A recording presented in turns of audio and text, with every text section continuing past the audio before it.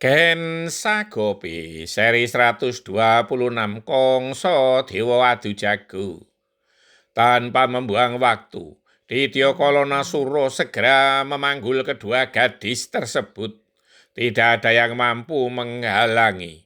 Sambil melangkah pergi, ia memerintahkan kepada para prajuritnya. Bereskan semua. Tunggu sampai anak bule dan jeliteng pulang. Habisi mereka. Dityo Kalonosuro segera melesat pergi sambil tertawa terbahak-bahak. Merasa tugasnya terlalu mudah. Ia akan segera menyerahkan kedua gadis tersebut kepada Prabu Anom Kongso Dewo. Hadiah melimpah tentu telah menunggu di Sengkopuro. Ken Sagopi yang sedang menggendong Adi Manggolo menyaksikan itu semua dengan pilu. Ia didekapnya agar tidak menjadi sasaran para prajurit.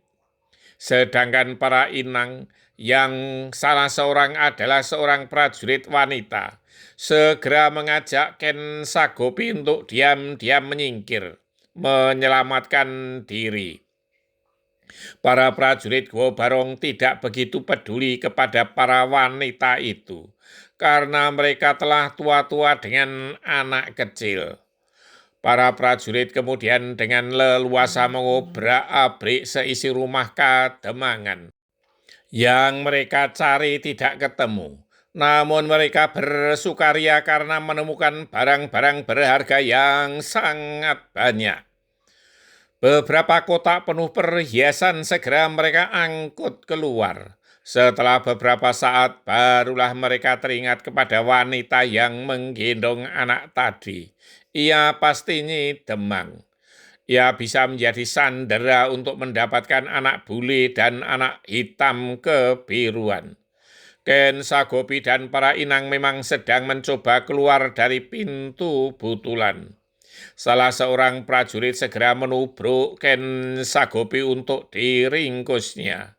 Namun yang tidak ia duga terjadilah. Sebuah pisau belati telah menembus lambungnya.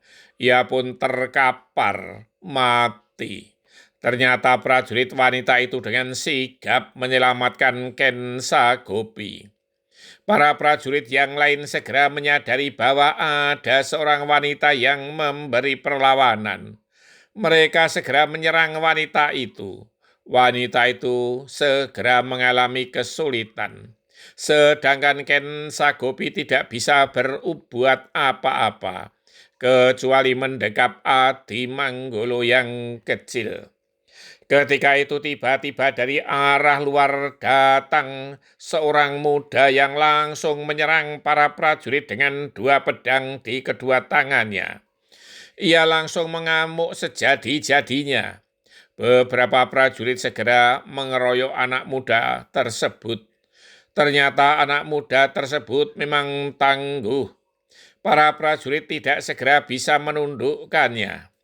Ia adalah Udowo yang baru datang dari padang penggembalaan setelah mendapat kabar tentang keadaan di rumah Kademangan.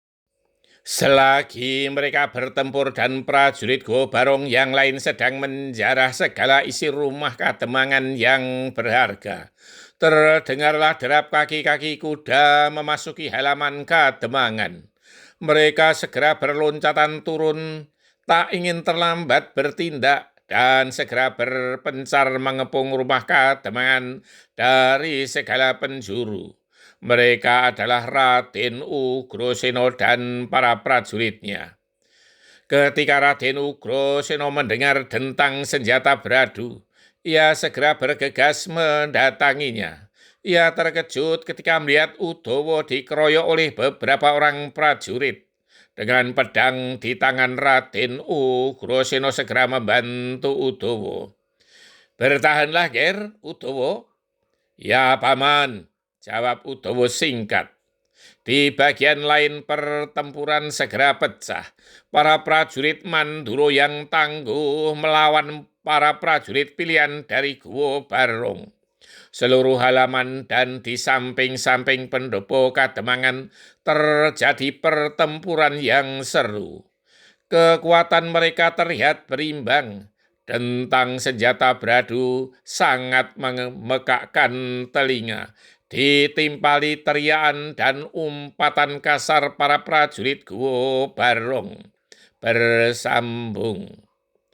Waktu adalah nyawa. Jika terlambat sedikit, taruhannya adalah nyawa.